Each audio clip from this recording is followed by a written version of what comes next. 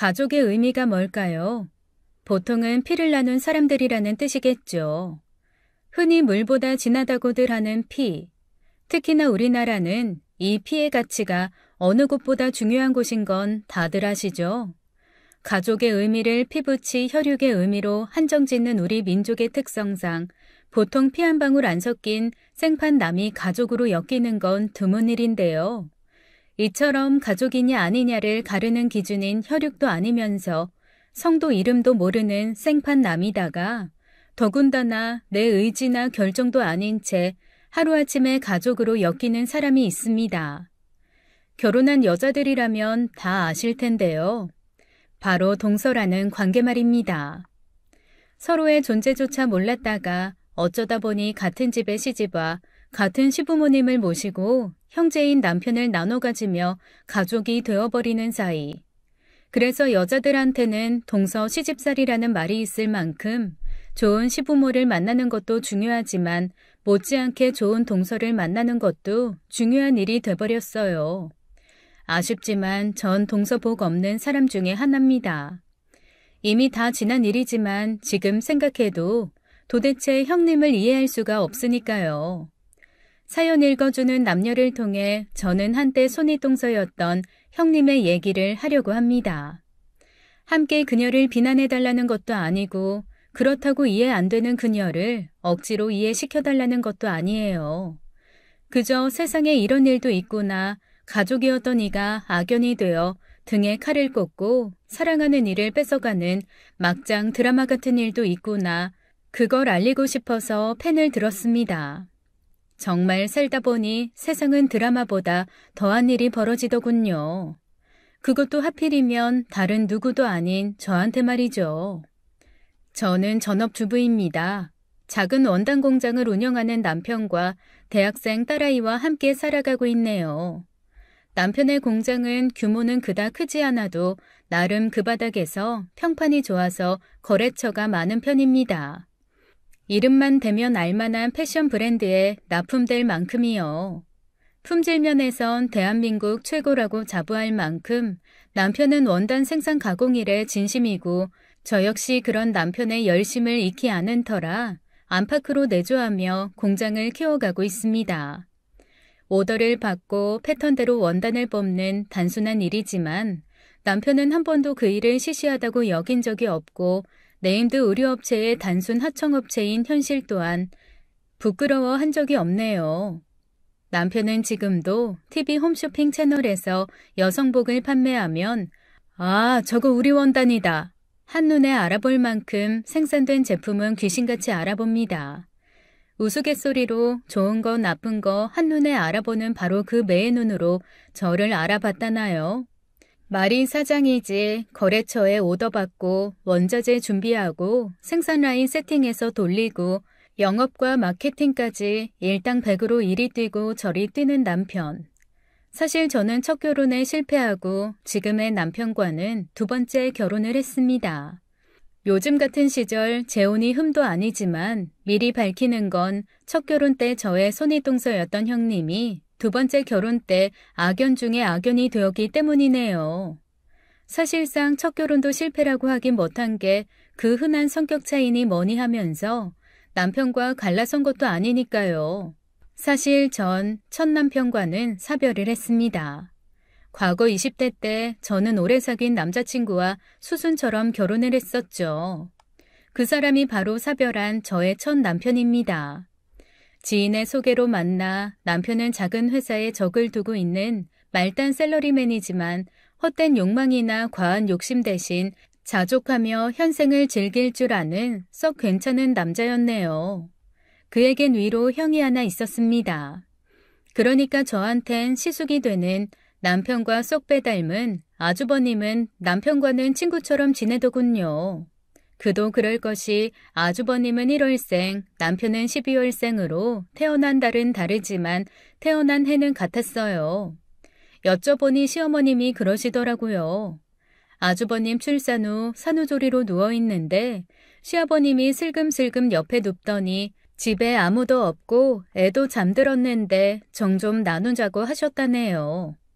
시어머니 입장에선 10달 배불러 있다가 출산으로 이제야 좀 홀가분해졌는데 시아버님이 사람 속도 모르고 또 애를 만들려고 하니 싫을 수밖에요.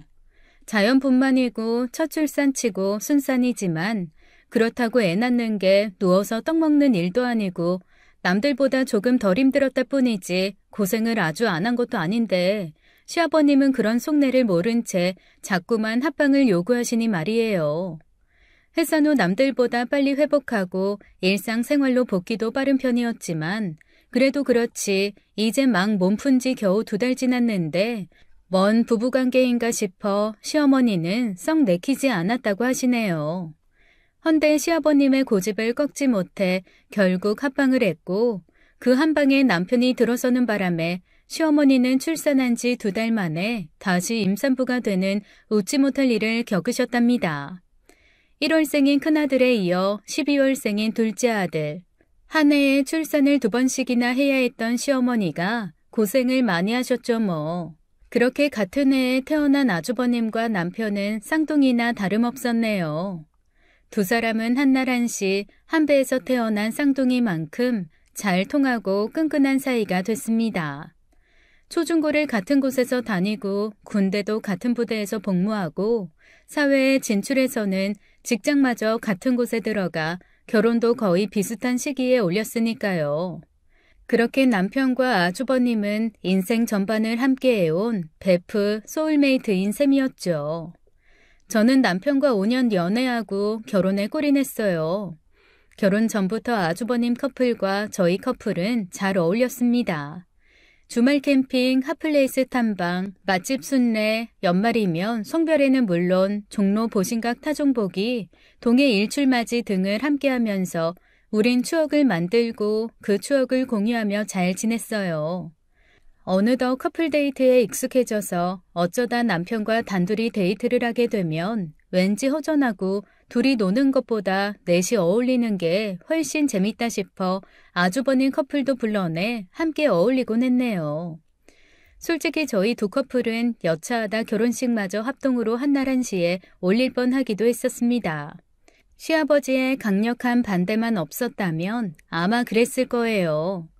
여기저기 친인척이며 지인들 자녀 결혼식에 뿌린 축의금이 얼만데 2번 받아먹을 거 왜 한 번으로 퉁치냐고 시아버님이 적극적으로 만류하지 않으셨으면 아마 아주버님과 남편은 한날 한시에 합동 결혼식을 올리고도 남을 사람들이었네요. 여튼 그렇게나 남다른 우애를 나누는 남편과 아주버님 때문인지 저와 손윗동서인 형님도 친구처럼 잘 지냈습니다. 시집은 제가 먼저 왔지만 뒤늦게 들어온 형님을 깍듯이 모시고 일상에선 친구처럼 허물없이 지내도 시어른 앞에서나 대외적인 자리에선 맏며느리인 형님 낯을 세워주기 위해 제가 많이 노력했거든요. 손아래 동서로서 사적으로 친한 건 친한 거더라도 어떤 경우라도 절대 넘지 말아야 할 선은 넘지 말자. 동갑내기 형님과 혹여 소소한 오해나 작은 트러블로 감정 상하는 일이 없도록 내가 더 신경 쓰고 노력하자. 그리고 혹시라도 싸우게 된다면 그땐 무조건 아랫사람인 내가 먼저 사과하자. 그때 제가 세웠던 원칙들이었습니다. 그 원칙을 지키기 위해 부단히 노력했고 덕분에 결혼 생활 동안 형님과 단 한 번도 낯을 붉혀본 적이 없다면 믿으시겠어요? 물론 형님도 그런 저의 노력을 가상히 여겨 본인도 저한테 잘하려고 나름 애쓰더군요. 괜히 동서지간 사이가 틀어지면 우애 좋은 형제들까지 사이가 벌어질 테니까 세상에 여자 말 안 들을 남자는 없는 거니까 결국 집안의 평화는 여자들 하기 나름이라는 생각에 두 며느리는 정말 잘 지내려고 각자 노력들을 많이 했었죠. 전 형님이 시집와서 처음으로 맞는 생일날 미리 생일 선물을 준비해두고 형님을 이태원의 유명 셰프가 하는 파스타 집으로 불러냈습니다. 주중은 말할 것도 없고 주말 웨이팅이 평균 3시간이 넘는 이태원의 핫플인 그곳에 예약을 하고 창가 자리를 미리 잡아 평소 형님이 좋아하는 메뉴인 봉골레 파스타와 바질 페스토 피자 그리고 샐러드를 미리 주문해 두었습니다. 형님한테 잘 어울리길 바라며 올봄 유행템인 모 여배우가 유행시킨 실크 머플러를 생일 선물로 준비하고 말이죠. 그리고 작은 생일 케이크와 직접 만든 생일 카드까지 모든 걸 완벽히 준비한 뒤 형님께 전화했더니 생각지도 못한 듯 놀란 얼굴로 나오더군요. 형님, 생일 축하해요. 이건 별거 아닌데 형님 목에 두르면 예쁠 것 같아서요. 형님은 목이 길고 피부톤이 하얘서 인디언 핑크가 딱일 거예요. 미쳤다. 뭐하러 이런 걸. 실크면 한두 푼짜리도 아니겠구만. 별로 안 비싸요. 마음은 물 건너온 명품으로 해드리고 싶은데 아시다시피 제 주머니 사정이 영. 아울렛에서 샀어요. 그치만 성의를 봐서 명품이려니 하고 받아주세요. 형님이 걸치면 시장표도 명품 되잖아요. 워낙에 스타일이 좋으셔서. 알았어. 내가 동서 마음 모르면 누가 아냐? 동서나 나나 얼마 안 되는 월급 받아주고 그거 쪼개 쓰느라 애로가 많지. 우리 그이나 서방님이나 박봉이잖아. 말해 뭐해? 그럼 초에 불부터 붙일까요? 식사는 좀 이따 나올 거예요. 케이크는 또 언제 준비했대? 그것도 내가 좋아하는 딸기 케이크네. 초에 불을 붙이고 생일 축하 노래를 불러드렸죠. 물론 아주버님과 생일 축하 이벤트를 또 하겠지만 그건 아마 내일이나 모레쯤. 사실 오늘 아주버님이 하필 야근이라 내일 아침에나 들어오시거든요. 그러니 생일날 당일 받아야 할 축하를 하루 늦게 받게 될 테니 형님이 내심 안 서운하겠어요. 해서 제가 나름 눈치껏 머리를 쓴다고 써서 오늘 생일 축하 이벤트를 준비한 거였죠. 그런 제 마음을 눈치챘는지 형님이 갑자기 눈물을 보이더라고요. 왜 그러세요? 형님, 지금 우는 거예요? 어머어머머, 울긴 왜 울어요? 오늘같이 좋은 날. 내가 사실 이런 거 처음이거든. 물론 결혼 전에 우리 그이한테 받아보긴 했지. 근데 그런 거 말고 내가 여자 형제가 없잖아. 옛날부터 자매 있는 사람이 그렇게 부럽더라고. 지금 딱 여동생한테 생일 축하 받는 그런 기분이야. 소원 성취했지 뭐. 자매가 그렇게 갖고 싶으셨어요? 전 여동생이 둘이나 있어서 그런지 그런 거 생각도 못했는데. 난 남동생만 셋이잖아. 남자애들이라 그런지 누나 생일 챙기고 그런 거 없어. 지들 필요할 때나 연락하는데 뭐. 그럼 이제부터 제가 동생 해드릴게요. 동서나 동생이나 한 끗 차인데 해드리는 게 뭐가 어려워요. 정말? 정말 동서 이제부터 내 동생 해줄 거야? 네, 해드릴게요. 솔직히 동갑내기인데 동생 하긴 살짝 억울하긴 한데 우리 형님 소원이 자매 갖는 거라니까 제가 좀 억울해도 참아야지 어쩌겠어요? 그러고 보니 우리 동갑이다. 어? 근데 동서 그거 알아? 난 3월생이고 자긴 11월이잖아. 자그마치 9달이나 차이 나는데 이 정도면 언니 동생 해도 되지 뭘. 아이고 알았네요 형님. 아니 언니. 오늘부터 제가 동서가 아니라 동생이다 생각하세요. 자매처럼 잘 지내요 우리. 고마워 동서. 고맙긴요. 어서 케이크 자르세요. 동갑내기 형님한테 꼬박꼬박 존대를 하고 무슨 일이든 먼저 의사를 묻고 최종 결정 역시 형님이 알아서 하라고 결정권을 넘기니 형님은 좋아하면서 저를 잘 챙기더군요. 그때 알았네요. 인간관계나 가족관계나 모든 관계는 상대적인 거고 내가 하기 나름이고 누구든 웃는 낯엔 절대 침 못 뱉는다는 걸요. 그렇게 아주버님과 형님, 남편과 저 이렇게 똘똘 뭉친 두 커플은 주말마다 캠핑을 갔습니다. 서울 근교의 이름난 캠핑장은 안 가본 곳이 없을 만큼 휩쓸고 다녔었죠. 하나둘씩 사모은 캠핑용품을 차에 싣고 한 차에 탔어요. 남편이 운전하고 아주버님은 분위기를 띄우고 뒷자리에 앉은 저와 형님은 제잘제잘 수다를 떨며 그렇게 즐겁게 다니곤 했습니다.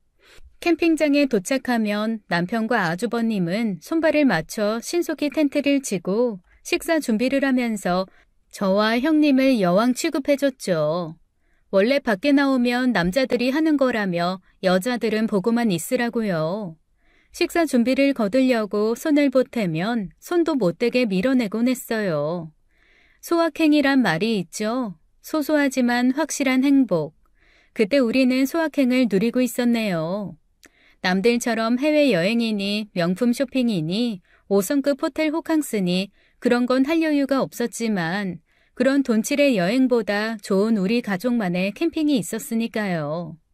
문제의 그날도 청평으로 캠핑을 갔다가 주말 이틀을 살림욕 실컷 하고 만난 별식 만들어 먹고 아주버님의 통기타 반주에 맞춰 노래를 부르고 밤엔 캠프파이어까지 하고 집으로 돌아가는 길이었습니다. 그날도 여느 날처럼 운전 담당인 남편이 운전대를 잡고 그 옆에 조수석에는 아주버님이 골아떨어져 차에 타자마자 코를 골고 주무시고 형님과 제가 뒷자리에 앉아가고 있었어요. 아주버님은 다른 때보다 기분이 좋았는지 대낮부터 과음을 하셔서 인사불성이었고 운전 담당인 남편은 술을 입에 대지는 않았지만 유독 다른 날보다 더 피곤해 하더군요. 옆 텐트에 놀러온 젊은 친구들이 밤새 파티를 해 소음으로 잠을 못 잤다고 하더라고요. 잠기 어두운 저는 그러거나 말거나 꿀잠 잤는데 말이에요. 형님 역시 밤새 옆 텐트에서 어찌나 떠들던지 자다 깨다 했다네요. 피곤해하는 남편한테 운전대를 맡긴 채 서울로 향했습니다. 조수석 아주버님은 차가 출발하자마자 수면 마취를 당한 사람처럼 코를 골고 자고 뒷자리에 나란히 앉아가던 형님도 제 어깨에 기대 금세 잠이 들더군요. 저만 또렷한 정신으로 자꾸만 눈이 감기려고 하는 남편을 지켜보며 혹시라도 졸음 운전으로 사고라도 날까 신경을 곤두세우고 있었습니다. 남편은 쏟아지는 잠을 쫓으려고 가끔씩 고개를 세차게 흔들고 강박적으로 껌을 씹어대더군요. 그래도 잠이 오자 라디오를 크게 틀더니 캔커피를 5개를 따서 한 번에 원샷으로 벌컥 마셔 치우더군요. 근데 한번 졸음이 오기 시작하면 그 눈꺼풀이라는 게 인력으로 안 되는 모양이더라고요. 깜빡깜빡 조는 남편이 걱정돼 저는 뒷자리에서 일부러 말을 걸었습니다. 여보, 앞에 봐. 왜 자꾸 졸아. 이러다 사고 나면 어쩌려고. 미안. 거기 커피 남은 거 없어? 당신이 다 마셨잖아. 5개나 마셨어. 카페인 너무 많이 먹었어, 자기. 그런데도 왜 이러냐. 미치겠다. 이놈의 잠, 왜 이렇게 쏟아지냐? 정 안 되겠으면 갓길에다 차 세워. 한숨 자고 가. 그게 낫겠다. 안 돼. 서둘러도 막힐 시간인데 내일 출근하려면 여유 부릴 시간 없어. 주말 캠핑족들이 이렇게나 많을 줄 몰랐네. 여보, 차라리 국도로 빠지자. 좀 돌아가더라도 그게 한가치고 나을 것 같아. 그럴까, 그럼? 국도로 빠진 남편의 차는 오가는 차량이 없어서 그런지 잘 달리더군요. 헌데 어느새 해가 떨어지고 길가에 가로등조차 없는 지방 국도는 한 치 앞도 짐작이 안 되는 칠흑이더라고요. 물론 내비게이션이 경로를 안내 중이긴 했지만 안개 낀 국도는 순전히 운전자의 많은 경험과 전문적인 운전 스킬이 요구되는 그런 위험천만한 곳이었습니다. 나만 조심한다고 될 일도 아닌 게 남편 혼자 신호 지켜가며 안전운전을 하면 뭐합니까? 다른 차가 미친놈처럼 밀고 들어오면 끝인데. 아닌 게 아니라 남편이 운전해 가는 동안 앞에서 빵 하고 불시에 달려오는 과속 차량으로 시겁하고 가슴을 쓸어내린 게 한두 번이 아닌걸요. 차 안 온도는 올라가고 따뜻한 공기에 온몸이 노곤해지자 남편이 본격적으로 졸기 시작하더군요. 잠과의 사투를 벌이는 모양새더라고요. 남편의 의지와 상관없이 저절로 양쪽 눈꺼풀이 내려앉더니 순간 남편의 고개가 푹 꺾이면서 운전대를 쥔 손이 무릎 위로 툭 떨어지더군요. 여보! 저의 외마디 소리에 남편이 화들짝 놀라 잽싸게 운전대를 잡더군요. 옆자리 형님은 제 소리에 놀라 화들짝 깼고 조수석의 아주버님은 그 와중에도 여전히 코를 골고 계시더군요. 더는 남편한테 운전대를 맡기면 안 되겠다 싶어 제가 하겠다고 했습니다. 안 되겠다. 내가 운전할게. 자리 바꿔. 당신이 여기서 눈 좀 붙여. 당신이? 괜찮겠어? 참, 당신 면허 언제 땄지? 면허야 20살 되자마자 땄지. 결혼 전에 더러 아빠차도 몰았고. 당신처럼 매일 운전할 일은 없었지만 아주 운전 경험이 없는 건 아니니까 너무 걱정 마. 속도 안 높여. 살살 갈 거야. 거북이처럼 기어가면 별일 있겠어? 거기다 여기 국도라 다른 차도 없는데 뭘. 그렇지만 왠지 좀... 괜찮아. 당신 마누라 좀 믿어봐. 지금 나 아니면 운전할 사람도 없잖아. 아주버님은 꿈나라시고 형님은 면허 자체가 없고. 잘할 테니까 너무 걱정 말고 당신은 뒤에서 눈 좀 붙여. 돌이켜보면 그때 남편과 운전석을 바꿔 앉지 말 걸 그랬나 싶어요. 차라리 남편이 잠을 쫓을 수 있게 뺨이라도 한 대 손자국이 날 만큼 세게 올려 붙일 걸. 아님 대리기사를 부르던가. 정 안 되면 사고 차량은 아니지만 사고 수습용 레카를 불렀다면, 그랬다면 모든 게 달라졌겠죠. 남편을 뒷자리에 앉히고 전 호흡을 가다듬고 운전석에 앉았습니다. 실로 얼마 만에 잡아보는 운전대인가. 괜찮아. 별일 없을 거야. 적정 속도로 신호 준수하면서 천천히. 그래 천천히. 급할 거 없잖아. 거의 반은 왔고 이제 남은 거리 얼마나 된다고. 천천히 가자. 안 되면 기어가면 돼. 오늘 밤 안에만 도착하면 되잖아. 괜찮아. 다 괜찮을 거야. 그렇게 마인드 컨트롤을 하고 운전을 시작했습니다. 다행스럽게도 아까까지만 해도 한 치 앞을 볼 수 없게 짙었던 안개가 조금씩 걷히고 있더군요. 마음을 다독이고 운전대를 잡은 지 얼마나 됐을까. 룸미러로 힐끔 뒷자리를 넘겨보니 남편은 벌써 잠들었더군요. 그렇게 피곤했나? 그럴 줄 알았으면 진작 바꿔줄걸. 남편의 잠든 모습을 확인하고는 한참을 집중해 운전 중인데 순간 반대 차선에서 전조등도 안 켠 채 달려오는 개념 없는 차 한 대가 눈에 들어왔습니다.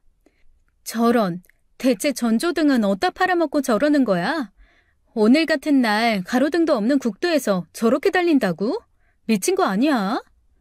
이러다가 재수없이 박으면 그땐 끝장이다 싶어 저는 최대한 그 차를 피해 갓길 쪽으로 붙어서 달렸습니다. 헌데 그때 저만치 앞에서 달려오던 문제의 차 역시 저를 따라서 움직이더군요. 이러다간 폭 좁은 국도에서 충돌은 불가피해 보였습니다. 혹시 일부러 사고를 내고 보험료를 타먹는 꼴인가 싶어 두려워지더군요. 저는 최대한 그 차를 피하려고 핸들을 꺾었고 문제의 차는 작정한 듯 우리를 향해 정신없이 달려오더군요.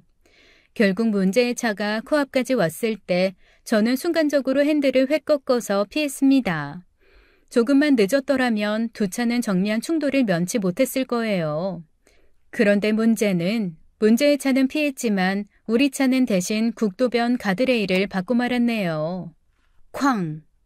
남편과 아주버님은 현장에서 즉사하고 불행인지 다행인지 형님과 저는 가벼운 골절상을 입었습니다. 목과 다리에 깁스를 한 채 형님과 저는 병원에서 깨어났고 같은 병원 장례식장에 차려진 남편과 아주버님의 초상을 치러야 할 상황이었죠. 각각 목과 다리에 깁스를 한 채 진통주사를 맞아가며 저와 형님은 소복 차림으로 상주로서 찾아오는 조문객을 맞아야 했습니다. 사실 그때 우리한테 무슨 일이 벌어졌는지, 상황이 뭐가 어떻게 돌아가는 건지 저도 형님도 제대로 파악을 못하고 있었네요. 교통사고 현장에서 의식을 잃고 누군가의 신고로 병원에 실려가 응급처치를 받고 의식을 회복하자마자 남편과 아주버님이 죽었다는 비보를 들었으니 무슨 정신이 있었겠습니까? 나란히 놓인 남편과 아주버님의 영정사진 앞에서 시부모님은 쌍으로 혼절하시고 결국 응급실에 실려가시고 의료진이 달라붙어 응급소생으로 살려내고 참 많은 일들이 있었습니다. 그렇게 한날 한시에 형님과 저는 쌍과부가 됐어요. 생각해보면 차라리 그때 남편과 아주버님을 따라서 저와 형님도 죽었더라면 나았을까요? 생때 같은 자식을 하나도 아닌 둘씩이나 잃어 이제는 살아갈 이유도 잃어버린 시부모님께 차라리 그게 면목이 있으려나요? 살아남았다는 게 죄스러워서 차마 남편의 죽음을 애도할 염치가 없더군요. 제가 슬퍼봐야 자식을 앞세운 시부모님의 슬픔에 대랴 싶어서요. 그렇게 남편과 아주버님의 장례를 치르고 시부모님은 서울에 살면 죽은 아들 생각이 난다며 시골로 내려가 버리셨네요. 이제 남은 건 저와 형님뿐. 남편들이 살아있을 때도 자매처럼 지냈으니 이제 같은 슬픔을 안고 살아가야 할 처지에 그때보다 더 잘 지내지 않을까 서로 위로하고 다독이며 슬픔을 이길 힘을 주고받으며 그렇게 서로에게 남다른 존재로 저는 그렇게 생각했거든요. 헌데 제 생각은 완전히 잘못됐더라고요. 사고가 난 그날이 지옥인 줄 알았더니 진짜 지옥은 바로 그때부터 시작이었습니다. 남편을 잃은 슬픔으로 이성을 잃은 건지 아님 원래가 그런 사람이었는데 이제껏 교묘히 정체를 숨겨온 건지 형님은 심하게 저를 괴롭혔습니다. 밤낮 없이 전화를 걸어 울고불고 왜 운전을 그따위로 해서 자기 남편을 죽게 했냐며 원망하고 원망이 극에 달하는 날엔 잡아먹을 듯이 소리를 지르고 저를 향해 치 떨리는 저주를 쏟아내고 뻑하면 집에 찾아와 살림살이를 집어던지고 때려 부수고 아글아글 쓰고 같이 죽자며 머리채를 잡았습니다. 한 번은 같이 죽자며 쥐약을 사와서 저한테 강제로 먹이려고까지 했네요. 그러길 한 달, 1년이 되어가자 저도 점점 지치더군요. 처음엔 형님 심정을 10분 이해했습니다. 그래서 형님이 삿대질을 해도 당해주고 욕을 해도 당해주고 머리채를 잡으면 잡혀주고 살기 등등의 집안 살림을 다 때려 부숴도 분이 풀릴 때까지 하도록 내버려뒀어요. 그렇게라도 해서 그 속이 풀린다면 그렇게 해서 남편 잃은 슬픔이 달래진다면야. 헌데 날이 갈수록 형님의 폐악질은 심해져만 갔습니다. 소식을 들은 시부모님이 올라와 두 과부 며느리를 앞에 앉혀놓고 그러시더군요. 서방도 없는 시집살이 결혼생활 의미 없으니 각자 살 길 찾아서 가라고요. 그렇게 저와 형님은 시부모님의 명으로 결혼생활을 쪽내고 그 길로 각자 친정으로 돌아갔습니다. 그게 형님과의 마지막이었어요. 이제 두 번 다시 볼 일 없어서인지 형님은 마지막 인사 한마디 없이 그렇게 살림을 처분하고 짐을 챙겨 가더군요. 저 역시 남편과 추억이 깃든 전셋집을 빼고 손때 묻은 정든 세간들을 정리하고는 간단히 옷까지 몇 벌 챙겨 들고 나왔습니다. 말로는 친정으로 들어간다고 했지만 그럴 수가 없었어요. 살림이 넉넉치 않은 친정집에 그것도 아직 결혼 안 한 동생들이 줄줄이 있는데 먼 좋은 꼴을 보인다고 사별한 언니가 짐 싸들고 들어가겠습니까? 게다가 제가 쓸 나물방이 있는 것도 아닌데 가봤자 동생들과 한 방을 써야 할 텐데 그건 서로에게 불편한 일이죠. 저는 남편과 살던 전셋집을 처분하고 받아준 보증금으로 아쉬운 대로 월세방을 얻어서 독립을 시작했습니다. 살림살이를 하나부터 10까지 다시 장만해야 했지만 어쩔 수 없는 일이죠. 그렇게 거처를 마련하고는 일할 곳을 물색했습니다. 당장 할 수 있는 일, 특별히 학벌이나 기술이 필요치 않는 일, 이왕이면 교통비 절감을 위해 사는 곳과 가까운 곳으로 그렇게 골라서 낙점한 곳이 동네 기사 식당이었고 식당은 24시간 연중 무휴로 운영되는 터라 파트타임이나 심야 시간도 가능해 편한 시간에 골라서 일할 수 있었습니다. 저는 주로 홀서빙을 했지만 더러 주방이 바쁠 때면 설거지를 돕기도 했네요. 맛에 비해 가격이 저렴한 가성비 식당으로 소문이 자자한 탓에 식당은 늘 손님이 많았습니다. 전국의 택시기사란 기사는 죄다 알아서 찾아오는 것처럼 항시 홀은 붐볐고 서빙으로 저는 쉴 틈이 없었네요. 유독 많은 단골 중에 늘 같은 시각에 식당을 찾는 단골 손님이 하나 있었어요. 허름한 점퍼 차림에 운동화를 신고 머리는 대충 빗어넘겨서 부수수한 편이고 언제나 그 시각에 와서 말없이 식사를 하고는 식대를 현금으로 치르던 계산을 하면서 단 한 번도 잔돈을 받아간 적이 없었던 잔돈은 언제나 계산대 옆에 놓인 결식 아동을 위한 후원 모금통에 넣고 가셨던 분. 미남은 아니지만 정감각에 생긴 얼굴에 서글서글한 눈매와 살짝 올라간 입꼬리하며 저보다 연상인 게 확실해 보이는데 아무리 뜯어봐도 택시 기사 같아 보이지는 않더군요. 무슨 일을 하는 분인지 짐작도 안 되더라고요. 다만 허름한 작업복에 늘 의류용 잉크가 묻어 있고 손에도 채 닦아내지 못한 잉크가 얼룩덜룩 묻어 있었습니다. 삼시세끼를 다 챙겨 먹을 시간이 없는지 하루 식사를 식당에 와서 한 번에 하고 가는 그런 느낌이었죠. 해서 저는 그 손님이 오면 늘 공깃밥을 하나 더 드리고 종종 달걀 후라이를 붙여서 내놓곤 했어요. 손님은 고맙다며 맛나게 드시더군요. 그러던 어느 날 그 손님이 저에게 식당 일이 힘들지 않느냐고 물었습니다. 세상에 안 힘든 일이 있나요? 돈 나올 모가 죽을 뭔데 돈 버는 일이 쉬우면 안 되죠.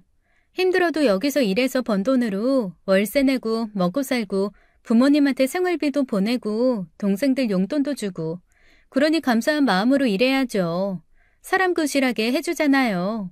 그 손님은 제 얼굴을 말없이 뜯어보더니 자기 얘기를 하더군요. 늘 밥만 먹고 뒤도 안 돌아보고 가던 사람이요.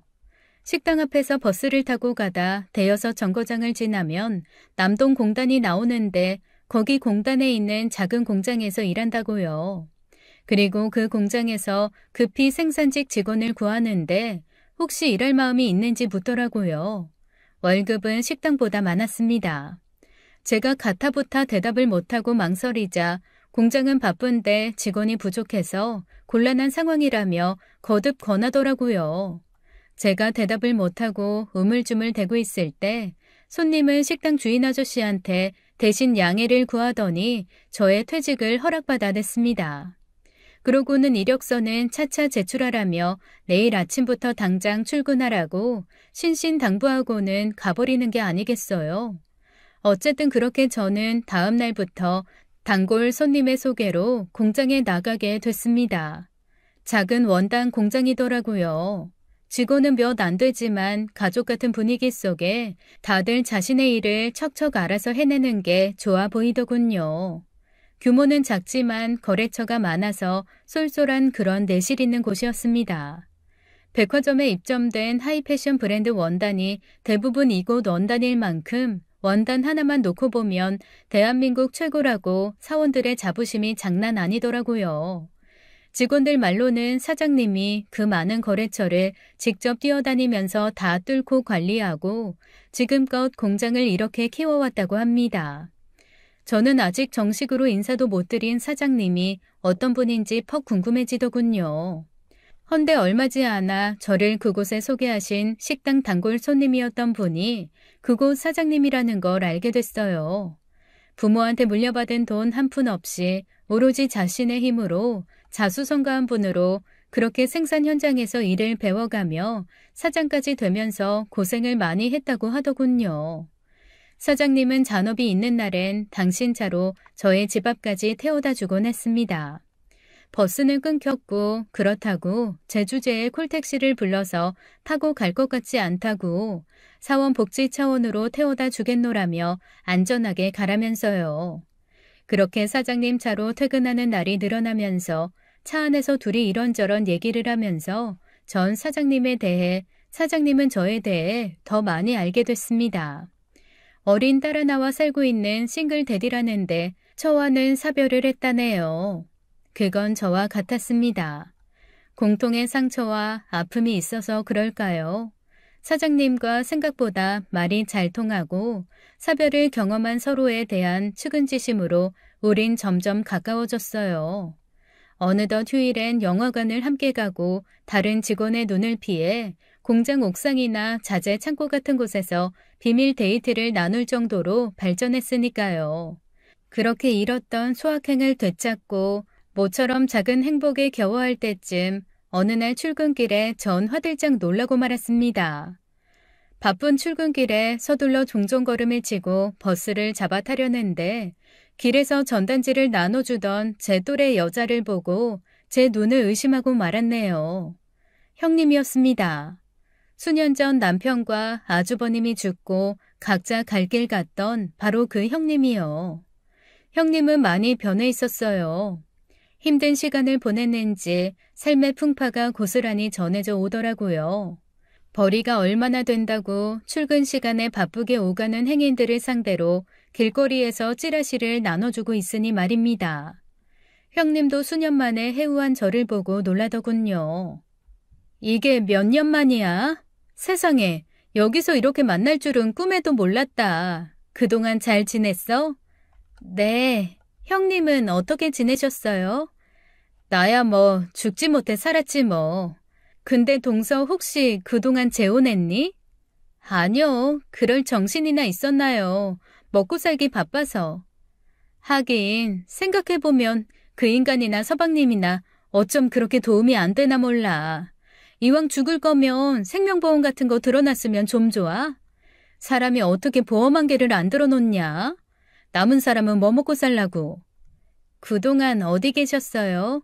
그때 친정에 가신다고 한 것 같은데. 우리 친정 형편 알잖아. 내가 거기를 어떻게 들어가? 동서는? 저희 친정도 사정이 비슷해요. 저도 방 얻어서 혼자 지냈어요. 그랬구나. 그래 그럼 다음에 또 보자고. 나 이 전단지 오늘 다 돌려야 돼.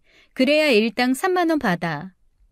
왠지 그런 형님이 측은하더군요. 저는 그래서 형님한테 전단지 알바보다 안정되고 벌이도 나은 일을 하는 게 어떻냐고 물었습니다. 바로 하고 싶다고 하더군요. 그래서 사장님한테 부탁해 형님을 특별 채용하게 했고요. 형님은 공장 일에 흥미를 갖고 열심히 하더군요. 돈 안 되고 불안한 알바를 전전한 탓인지 일단 꼬박꼬박 월급이 나오고 잔업이니 야근이니 하면 한 만큼 특별 수당이 붙고 때 되면 상여금까지 나오니 쾌재를 부르더군요. 형님은 첫 월급을 받아주고는 한턱 쏘겠다며 저를 고깃집으로 데려갔습니다. 소맥을 말아주며 형님은 혼자 사는 것도 힘들고 괜찮은 사람만 있으면 재혼하고 싶다고 하더군요.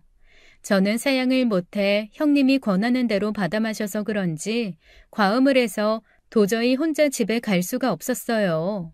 그때 때마침 사장님한테 전화가 왔고 사정을 전해들은 그 사람이 한 걸음에 달려와 주더군요. 취해서 집에 갈 수 없다는 저의 한마디에 흑기사처럼 달려오는 사장님의 모습에 형님은 적잖이 놀라는 것 같았습니다. 그 후로 형님은 사장님과는 어떤 사이냐며 꼬치꼬치 캐묻고 사장님이 사별한 후 딸아이와 산다는 얘기를 해주자 반색하더군요. 그리고 사장님과 어디까지 갔냐고 혹시 두 사람 잤냐며 노골적인 질문까지 스스럼 없이 하더군요. 그러고는 설사 두 사람이 잤다고 해도 상관없다는 듯 알듯 말듯한 말도 덧붙이면서요. 그 말이 어떤 의미인지 형님은 무슨 생각을 하는 건지 알 수 없었지만 하나 확실한 건 사장님이 저를 챙길수록 형님은 그 꼴을 못 본다는 거였습니다.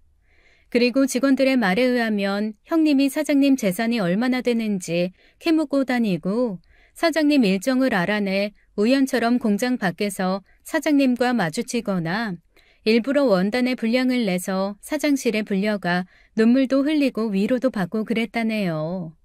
사장님 말 한마디에 과한 리액션과 새끼 어린 눈웃음을 흘리고 작업복 대신 가슴골이 깊이 파인 블라우스를 입질 않나 은근한 스킨십은 또 어쩌고요.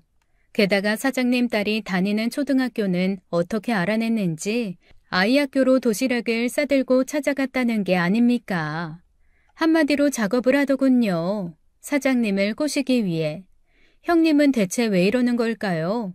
그런 형님의 과한 행동이 부담스러운지 사장님은 싫은 내색을 하면서 두 번 다시 그러지 말라고 경고하고 확실히 거리를 두더군요. 인간적으로는 안 됐지만 여지를 주면 사고가 날 것 같다면서요. 그도 그럴 것이 사장님은 제가 형님을 특별 채용해달라고 부탁했을 때 둘이 어떤 관계냐고 물었습니다. 물론 사실대로 털어놨죠. 한때 가족이었다고요. 죽은 남편과 아주버님 그리고 저와 형님이 얼마나 각별한 사이였는지 남편과 아주버님의 죽음에도 일정 부분 제 책임도 있다고 사장님 앞에서 고해성사를 했었습니다. 사장님이 제 탓이 아니라고 하더군요. 그러니까 절대 자책하지 말라고요. 그런 상황에서 전조등을 안 켠 채 달린 상대차가 잘못이지 사고를 피하고자 핸들을 꺾은 제 탓이 아니라고 말입니다. 사고를 피하려고 했던 게 다른 사고로 이어진 게 안타까울 뿐 절대 운전자인 제 책임이 아니니 죄책감을 버리라고 하더군요. 그 말을 듣고 얼마나 울었던지 누군가에게 꼭 듣고 싶었던 말이었습니다. 네 탓이 아니라고, 불가항력이라고. 그러니 슬퍼는 하되 아파는 하지 말라고. 그날 사장님의 품에 안겨 뜨거운 눈물을 흘리며 처음으로 사장님이 아닌 남자로 그가 제 마음에 들어왔어요. 그 후로 사장님은 더는 숨기지 말자며 직원들 앞에서 저와 연인 사이임을 밝혔습니다. 직원들이 하나같이 축하박수로 우리의 사랑을 응원해 주더군요. 딱 한 사람만 빼고요. 바로 형님이요. 형님은 굳은 얼굴로 그 자리를 나가버리더군요. 그리고 그날 밤 술에 잔뜩 취해 저의 집에 찾아왔습니다. 동서, 나 솔직히 말할게. 나 사장님 좋아해. 그 사람하고 잘해보고 싶어. 물론 아직까지 일방적인 내 짝사랑인 거 알아. 그치만 나 사장님 마음 돌려놓을 자신 있어. 시간만 있으면 얼마든지 그 사람 나한테 푹 빠지게 할 수 있다고. 형님, 왜 이러세요? 동서가 사장님한테 말하면 되잖아. 마음에 없다고. 아니, 마음에 있어도 정리하면 되잖아. 사귀다 헤어지는 게 어때서? 그게 무슨 특별한 일이야? 다들 사귀다 헤어지잖아. 동서도 헤어지자 그래. 말이 되는 소리라세요. 우리가 왜 헤어져요? 동서 그럼 왜 한 입 갖고 두 말해? 우리 처음 만난 날 내가 재혼했냐니까 안 했다길래 앞으로도 재혼 생각 없냐니까 없다 그랬잖아 동서. 기억나지? 먹고 살기 바빠서 그런 거 생각도 안 해봤고 앞으로도 안 할 거라고. 난 그때도 분명히 밝혔어. 괜찮은 남자 만나면 재혼할 거라고. 내 말이 틀려? 그때야 정말 재혼이고 뭐고 생각 없었고요. 그러니까 그땐 없던 생각을 지금은 왜 하냐고. 동서 이런 사람이었어? 이렇게 어제 말 틀리고 오늘 말 틀리고 변덕이 죽 끓는 그런 사람이었냐고. 형님, 이러지 말고 돌아가세요. 제가 콜 불러드릴게요.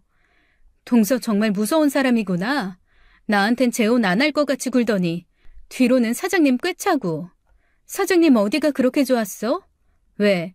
돈 많으니까 그냥 막 마음이 가?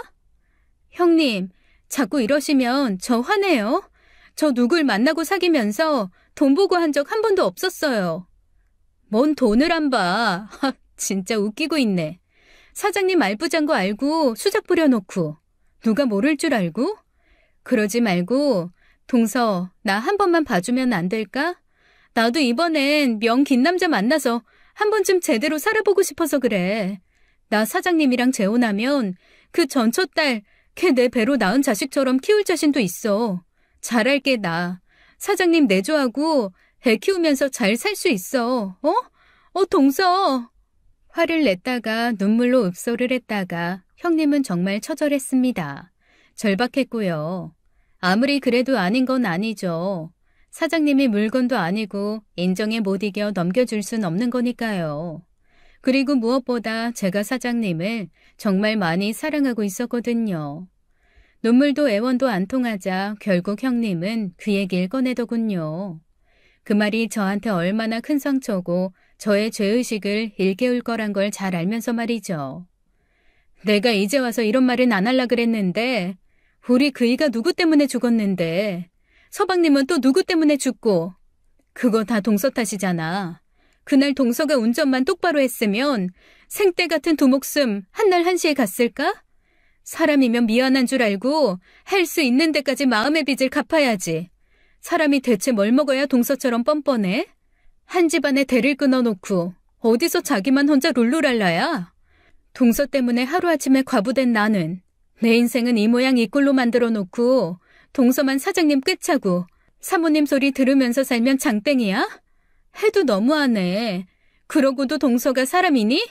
인두것만 썼다고 다 사람 아냐, 알아? 그러는 형님은요? 형님은 사람이고요? 차라리 다시 만나지 않았으면 좋았을 걸 그랬어요. 그때 인정을 베풀지 말걸. 동서 지금 유세해? 그러니까 공장에 취직시켜준 거 후회한단 소리네 지금. 꼴랑 공장에 넣어주고 생색은? 하루 종일 서서 뼈 빠지게 기계 돌리고 사람 골병 들게 만들더니 이젠 요새까지? 기가 막혀. 난 또 몰랐네. 그렇게 후회하는 줄. 네, 후회되네요. 그것도 아주 많이요. 그때 길거리에서 전단지 돌리던 형님 못 본 척 할 걸. 그냥 모른 채 하고 지나갈 걸 하고. 그럼 그렇지. 그 못된 심보가 어디 가? 그러게 답지 않게 왜 착한 척을 했어? 속은 못돼 먹은 종자가. 형님이 이렇게까지 바닥인 줄 어떻게 알았겠어요? 뭐야? 이게 근데? 철석. 형님이 따귀를 올려 붙이더군요. 눈앞에 별이 보일 만큼 얼얼하게 얻어맞자 저도 모르게 눈물이 핑 도는 거 있죠. 그만 내 집에서 나가라는 말도 두 번 다시 찾아오지 말라는 말도 안 먹히더군요. 더는 들어줄 수가 없어, 아니 참아줄 수가 없어서 저는 결국 형님을 112에 신고하기로 했습니다.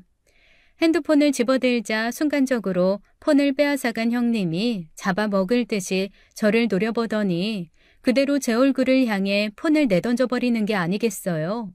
묵직한 구형폰은 형님의 손을 떠나서 그대로 날아와 제 이마를 강타하고 말았네요. 순간 고통에 찡그려지더군요. 이마가 찢어져 피가 흐르는데도 형님은 그러고도 분이 안 풀렸는지 집안 살림을 난장을 쳐놓더군요. 집어 던지고 부수고 분풀이를 제대로 하는 것 같았습니다. 대체 왜 저한테 분풀이를 하는 거죠? 몇 푼 안 되는 일당 벌겠다고 하루 종일 길거리에서 전단지 나눠주는 모습이 안쓰러워 취업까지 시켜줬더니 이런 걸 은혜를 원수로 갚는다고 하는 거죠. 한바탕 난리를 치고 형님이 돌아가고 전 사장님께 와달라고 전화해서 병원 응급실로 향했습니다. 이마를 12바늘을 꿰매고 진통제를 맞고 집으로 돌아왔네요. 사연을 모두 전해들은 사장님은 엉망진창인 집 치울 거 없이 오늘부로 자기 집에 들어와 살라고 했습니다. 하긴 하도 난리를 치고 가서 치울 엄두도 안 나더군요. 그렇다고 오늘부로 사장님 집에 들어가 산다는 건 좀 그랬어요. 사장님은 이대로 혼자 뒀다간 형님이 또 언제 찾아올지 모른다며 오늘은 이 정도로 끝났지만 다음엔 칼을 들고 올지 망치를 들고 올지 알게 뭐냐며 걱정하더군요. 불쑥 칼이라도 휘두르면 망치라도 후려치면 상상도 하기 싫다며 사장님은 무조건 같이 가자며 저를 차에 태웠습니다. 그렇게 저는 형님을 피해 사장님 집으로 들어갔고 얼결에 우린 그날부터 동거를 시작했네요. 사장님을 쏙 빼닮은 딸내미도 격이 없이 저를 반겨주더군요. 이미 사장님이 저에 대한 얘기를 많이 했던가 봐요. 그렇게 우리 부부는 사실혼 관계가 되었고 결혼식은 차차 올리기로 하고 새 식구가 한 가족이 되었습니다. 왜 전화위복이란 말 있잖아요. 화가 도리어 복이 된다는. 제정신이 아닌 채 미쳐 날뛰는 형님을 피해간 곳이 사장님 집이고 우린 그렇게 얼결에 바로 가족이 되어버린 겁니다. 물론 언젠간 둘이 살림을 합치기야 하겠지만은 그렇게 빨리 속전속결로 합치게 된 건 형님의 덕이라고도 할 수 있겠네요. 그 후 형님은 공장에 나오지 않았습니다. 무단 결근이 길어지자 결국 회사에서는 퇴사 처리가 됐고 종적을 찾을 수가 없더군요. 이렇게 끝나는구나 좋게 끝난 게 아니라 저는 조금 찜찜했습니다. 그렇게 하루하루 시간이 가면서 저는 형님에 대한 생각을 조금씩 덜어낼 수 있었고 어느덧 코앞으로 다가온 결혼식 준비로 바쁜 일상을 보내고 있었네요. 두 번째 결혼이라 약식으로 소박하게 하고 싶은데 남편은 이왕 할 거면 제대로 다 하자고 했습니다. 전처가 딸아이를 낳다가 죽고 무슨 정신으로 피덩이를 키웠는지 모르겠다고 하더군요. 사실 전처와도 결혼식을 올리지 않고 살아서 이번엔 제대로 하고 싶다는데 전 남편의 말에 따르기로 했습니다. 이제 결혼식하고 신혼여행 떠나면 적어도 2주일 이상 공장을 비울 텐데 직원들이 잘 알아서 하겠지만 그래도 혹시나 하는 마음에 저는 결혼식을 앞두고 마지막으로 공장을 돌아보고 있었어요. 헌데 굳게 닫혀 있어야 할 자재창고 문이 삐죽 열려 있는 게 아니겠어요. 그곳은 고급 원단이 적재되어 있는 곳이라 여간에선 열어두지 않는데 이상한 일이었습니다. 저는 창고 안을 한 바퀴 둘러보고 별 이상이 없는 걸 확인하고는 돌아 나오고 있었네요. 헌데 그때 누군가가 열려진 창고문으로 불붙은 화염병을 던져놓고는 도망치더라고요. 저는 너무 놀라 사색이 되어 정신없이 불을 끄려고 했습니다. 운동화 발로 불씨를 눌러 끄고 주위에 있는 원단을 되도록 멀리 집어 던지고, 허나 어느새 원단에 옮겨붙은 불씨는 삽시간에 커져서 결국 도미노처럼 세워놓은 원단 뭉치에까지 옮겨 붙어가고 있었습니다. 이러다간 대형 화재가 될 것 같더군요. 이 비싼 원단을 어쩔 거야. 아니 원단은 둘째치고 이러다가 나도 죽는 거 아니야? 그런 생각이 들자 순간 원단 하나라도 더 살리겠다고 어떡하든 불씨를 잡아보겠다고 몸부림치던 저는 두려움에 모든 걸 내던지고 창고 밖으로 뛰쳐나갔습니다. 간발의 차이였네요. 제가 창고를 빠져나오자 불씨가 걷잡을 수 없이 커져서 거대한 화마가 되었으니까요. 저는 아슬아슬하게 목숨을 건진 채 정신없이 화재벨을 눌렀고 요란한 사이렌 소리를 듣고 소화기를 들고 달려온 사원들과 뒤늦게 작동한 스프링클러 덕분에 화재는 곧 진압될 수 있었네요. 지금 생각해도 정말 끔찍한 일이었습니다.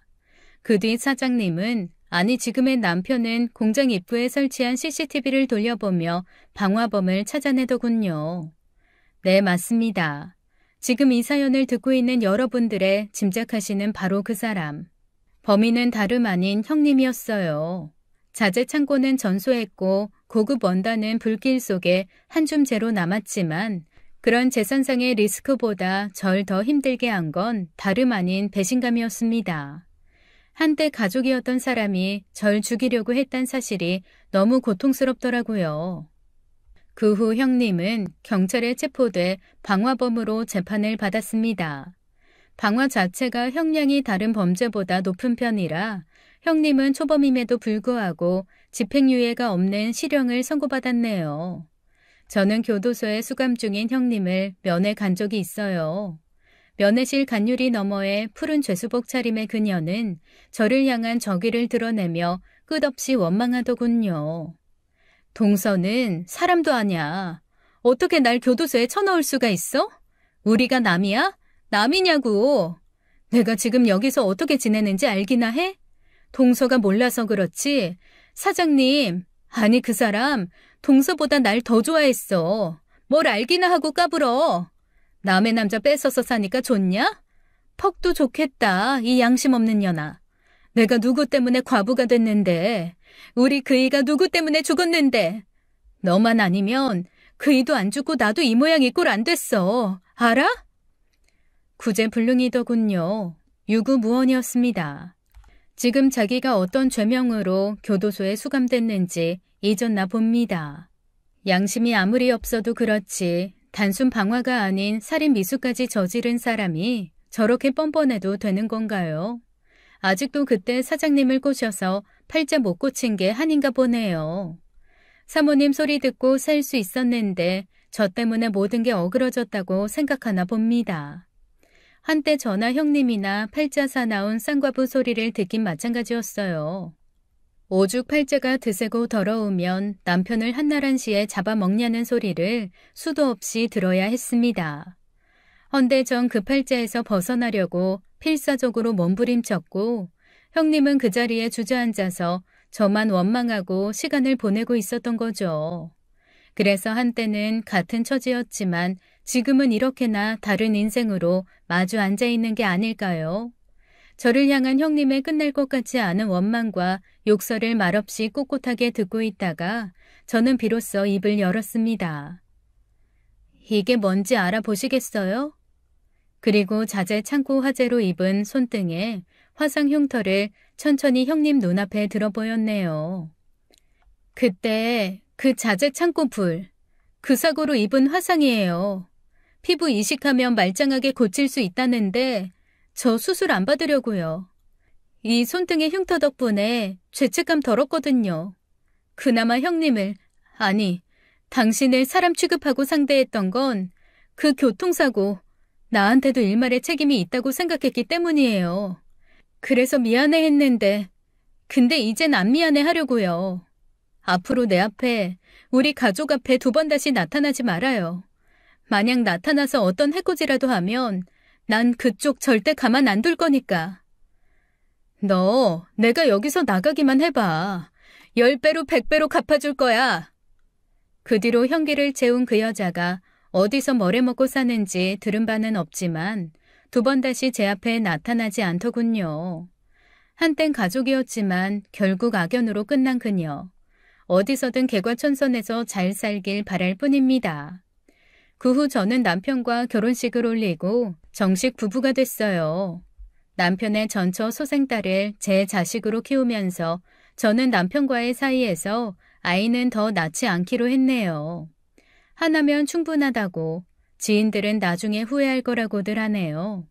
당장은 내 배로 낳은 내 혈육처럼 키울 수 있다고 생각하겠지만 살다 보면 절대 그럴 수 없다고, 괜히 피가 물보다 진하다고 하겠냐며 부모 자식은 무조건 피를 나눈 사이라야 하고 가족은 피가 섞여야 진짜라면서요. 헌데 전 생각이 좀 다릅니다. 물론 피가 물보다 진하겠죠. 그걸 부인하는 건 아니에요. 다만 물도 정들면 피만큼 진할 수 있는 거 아닐까요? 가족은 피가 섞여야 하는 게 아니고 사랑과 신뢰가 섞여야 하는 거고요. 사연을 다 적어보냈으니 이제 마트에 가서 장 좀 봐야겠습니다. 이번 주말엔 대학생인 딸아이가 남자친구를 집에 데려온다지 뭐예요. 처음 만났을 땐 언제 크나 싶던 게 언제 다 커서 이젠 남자친구 씩이나. 웃음이 나기도 하고 서운하기도 하고 그렇네요. 사실 가끔씩 출소한 그 여자가 우리 딸아이 앞에 불쑥 나타나면 어쩌나, 안갚음을 하면 어쩌나 걱정이 될 때도 있지만 전 무슨 일이 있어도 제 딸을 지킬 겁니다. 전 엄마니까요. 이번 주말까지 어떻게 기다리죠? 이렇게 설레는 기분으로 주말을 기다려보긴 처음이네요. 대단한 사연은 아니지만 솔직한 제 이야기를 끝까지 들어주셔서 감사합니다. 지금까지 사연 읽어주는 남녀였습니다. 끝까지 시청해주신 여러분 감사드리며 저희는 다음 사연으로 돌아올게요. 감사합니다.